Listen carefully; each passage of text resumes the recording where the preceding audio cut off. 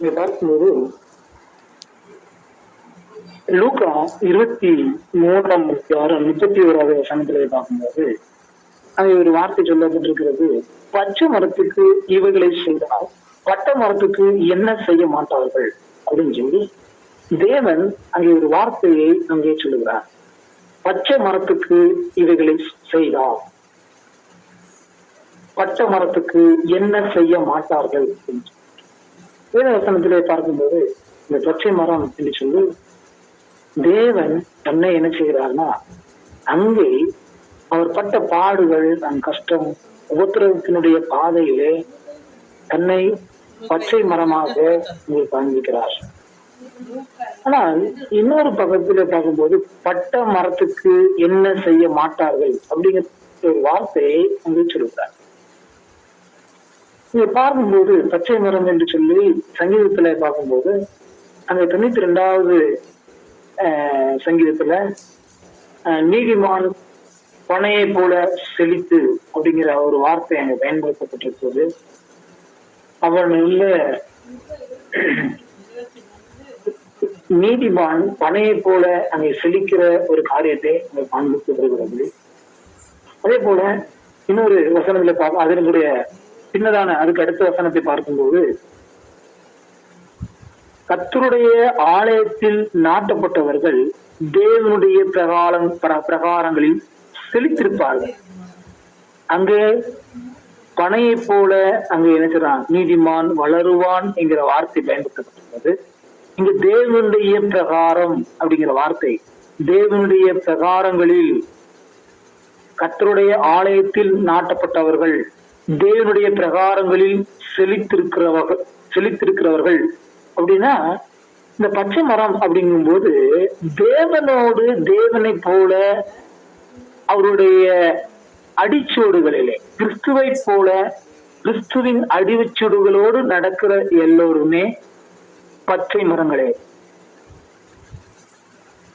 ஆண்டவரை குறித்து அங்கே பார்க்கும்போது கர்த்தர் அங்க என்ன செய்யறாருன்னா அது பச்சை மரத்தை போல அங்க என்ன செய்யறாருன்னா பலவிதமான காரியங்களே அங்கே ஒப்பனையான காரியங்கள் அங்கே சொல்லப்பட்டிருக்கிறது. ஆனால் இங்கே ஆண்டவர் ஒரு வார்த்தையை என்ன செய்யறாருன்னா இந்த இடத்துல அவரை சொல்லுகிறார். என்ன அப்படின்னா பச்சை மரத்துக்கு இந்த பாடு அப்படின்னு சொல்லும் பொழுது பட்ட மரத்துக்கு என்ன செய்ய மாட்டார். இந்த பட்ட மரம் என்று சொல்லி பார்க்கும்போது அதனுடைய அந்த 23வது வசனத்துல முன்னதான ஒரு வார்த்தையை, அதாவது 30வது வசனத்தை நாம் பார்க்கும்போது அப்பொழுது மலைகளை நோக்கி எங்கள் மேல் விழுங்கள் என்றும் குன்றுகளை நோக்கி எங்களை மறைத்துக் கொள்ளுங்கள் என்றும் சொல்ல தொடங்குவார்கள். அப்படின்னா பார்க்கும்போது மலைகளை நோக்கி எங்கள் மேல் விழுங்கள், குன்றுகளை நோக்கி எங்களை மறைத்துக் கொள்ளுங்கள். இந்த மறைத்துக் கொள்ளுங்கள் அப்படிங்கிற வார்த்தை எங்க வருகிறது அப்படின்னு சொல்லி பார்க்கும்போது ஆதியாகமத்துல அங்கே தேவ கட்டளையை தேவனுடைய வார்த்தைக்கு கீழ்ப்படியாமல் போகும்போது ஆதியாகமம் 3ஆம் அதிகாரத்துல அங்கே இதே வார்த்தையை அங்கே சொல்கிறார். 3ஆம் அதிகாரம் 10வது வசனத்துல அங்கே பார்க்கும்போது அங்கே அதற்கு அங்கே ஆதாம் ஆண்டு அதற்கு நான் தேவனுடைய சத்தத்திலே கேட்டு நான் நிர்வாணியா இருப்பதனால் பயந்து ஒளித்து கொண்டேன் அப்படிங்கிற வார்த்தையை அங்கே ஆதாம் பயன்படுத்துகிறார். அப்ப என்ன அப்படின்னா இதே வசனத்துல அங்கே பார்க்கும்போது 23வது வசனத்திலையும் இங்கே அங்கே சொல்ற வார்த்தையின்படியே அங்க என்ன வருதுன்னா விழுங்கள், குன்றுகளை நோக்கி எங்களை மறைத்துக் கொள்ளுங்கள்.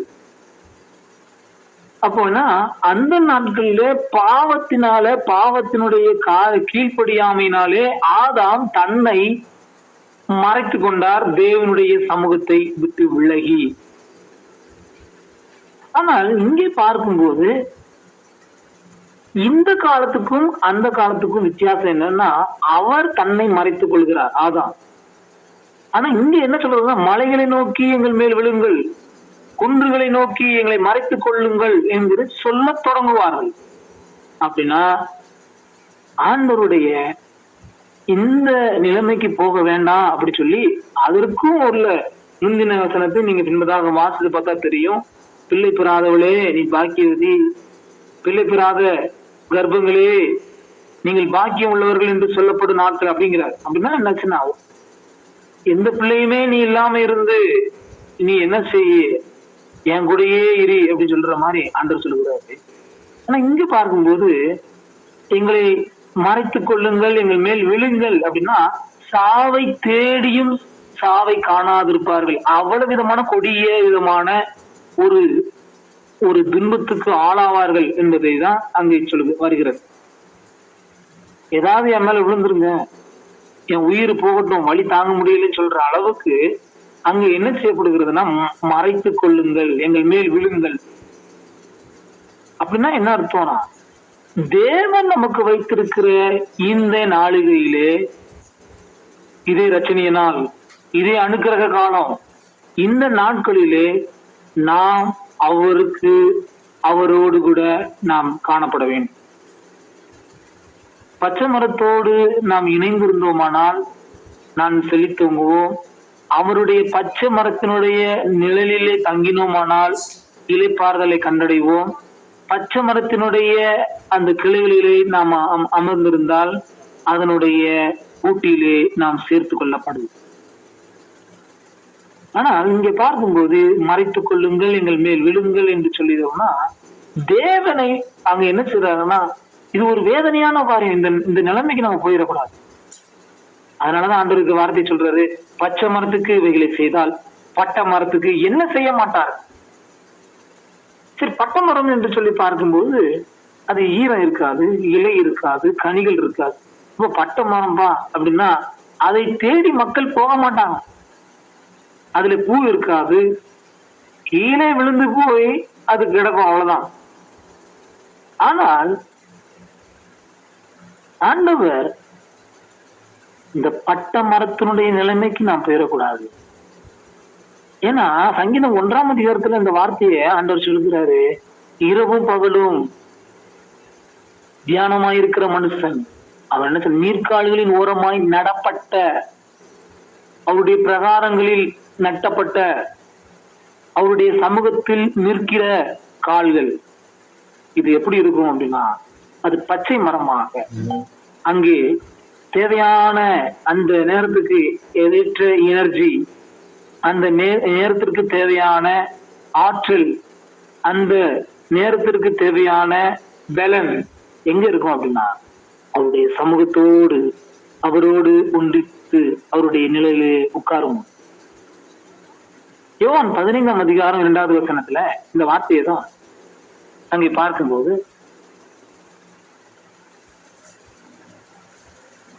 யோவான் 15ஆம் அதிகாரம் 2வது வசனம் அங்கே பார்க்கும்போது, எண்ணில் கனி கொடாதிருக்கிற, அங்க தொடக்கத்துல பார்க்கும்போது திராட்சை செடி அப்படிங்கிறாரு, தோட்டக்காரர் அப்படிங்கிறாரு பிதான். ஆனால் 2வது வசனத்துல பார்க்கும்போது, எண்ணில் கனி கொடாதிருக்கிற கொடி எதுவோ அதை அறுத்து போடுவார். அப்படின்னா நான் பச்சை மரத்தோட தான் இருக்கிறேன், நான் ஜெபம் பண்ணிட்டு தான் இருக்கிறேன், நான் பைபிளை வாசிட்டு தான் இருக்கிறேன், நான் சபைக்கு போயிட்டு தான் இருக்கிறேன், நான் சிலுவை தியானத்துல தியானம் பண்ணிக்கிட்டு தான் இருக்கிறேன், உபவாசம் இருந்து கொண்டிருக்கிறேன் என்று சொல்லி நாம் காணப்படுகிறது அல்ல. நம்முடைய வாழ்க்கையில கனி வேண்டும். கனி கொடாதிருக்கிற கொடி எதுவோ அதை அறுத்து போடுவார். அப்படின்னா வெளியே பச்சையா தான் இருக்குது, கொடி இருக்குது, இலை இருக்குது, எல்லாம் இருக்குது, ஆனா கனி இல்லையே.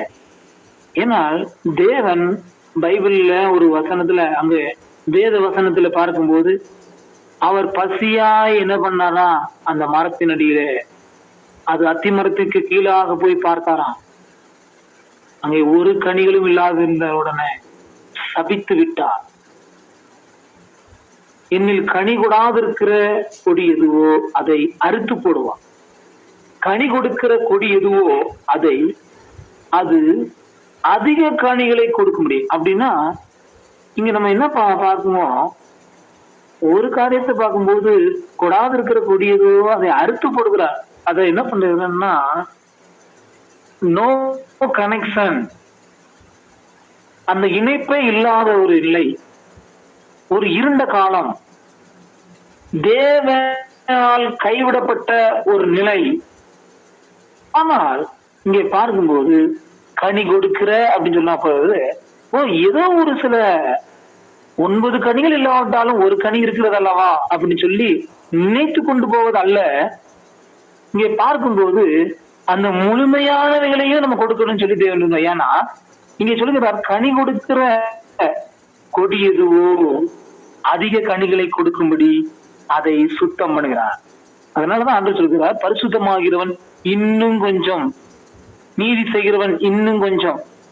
அப்படின்னா நம்முடைய வாழ்க்கையில தேவன் என்ன விரும்புகிறார்? சுத்தம் பண்ணுகிறார்.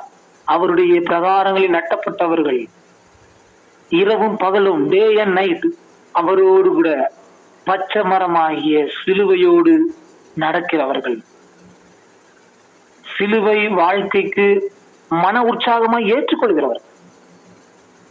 அப்போஸ்தலர் இந்த வார்த்தையை அவர்கள் சொல்கிறார்கள், நாம் அநேக உபத்திரங்கள் வழியாய் பரலோக ராஜ்யத்திற்கு செல்ல வேண்டும் என்று சொல்லி அவர்களுக்கு புத்தி சொன்னார்கள் என்று சொன்னார். நாம் அநேக உபத்திரங்கள் வழியா அப்படின்னா இந்த வாழ்க்கையிலே காணப்படுகிற எத்தனையோ விதமான அடிகளும், பச்சை மரத்துல சின்ன ஒரு கீரல் விட்டாலோ எந்த இடத்துல வச்சாலுமே சின்ன ஒரு ரோஸ் வச்சுட்டு போனா கூட அதுல ஒரு கிராச் காணப்படும். பட்டை மரத்துல விழுந்து கிடக்கிற மரத்துல தெரியாது, கிராச்சே விழாது. ஏன்னா அதுல ஒண்ணுமே இல்ல, ஈரமே இல்ல. உயிரோடு இருக்கிற மரத்திற்கு வழி உண்டு. தேவனோடு நடக்கிறவர்களுக்கு வேதனைகள் உண்டு. தேவனோடு கூட வாழுகிறவர்களுக்கு உபத்திரம் உண்டு. ஆனால் திருங்குளும், நான் உலகத்தை ஜெயித்தேன். ஆண்டவர் என்ன சொல்றாரு? என்ன செய்ய மாட்டார்கள் அப்படின்னா, இதை காட்டிலும் இன்னும் நிறைய செய்வாங்கப்பா, ஆயத்தமாயிரு. ஆண்டவர் அந்த சிலுவையினுடைய நேரங்களில தன்னை குறித்தே பேசிட்டு போல அவர் நம்மை குறித்து கவலைப்படுகிறார். உனக்கு இருக்கிற இந்த நாளிலேயே ஆகணும், நீ சமாதானத்துக்கு எதுவான தேடினா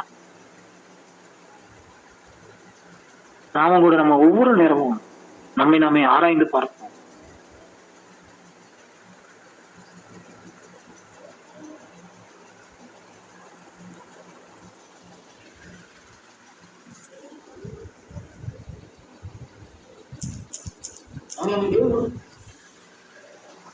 விதமான காயங்கள் அவர் அங்கே கசப்பான காய்களை கொடுக்கிறதற்காக, கசப்பான கனிகளை கொடுக்கிறதற்காக அல்ல.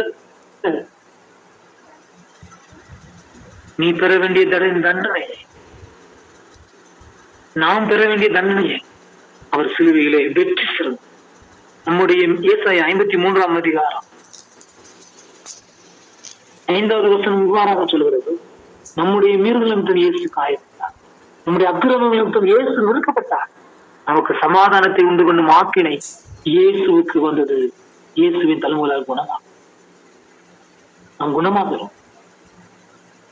நாம் உலர்ந்த, வறண்ட, ஈரப்பதமே இல்லாதிருந்த, காய்ந்து இருந்த பட்ட மரங்களாயிருந்தோம். தேவன் உயிர் பெறச் செய்ய வல்லவரார். அவர் மரித்து நம்மளை பிழைக்க செய்கிறார். அவர் அடிபட்டு நம்மளை பாதுகாக்கிறார். அந்த அன்பு பெருசு, அந்த சிலுவையின் அன்பு பெருசு.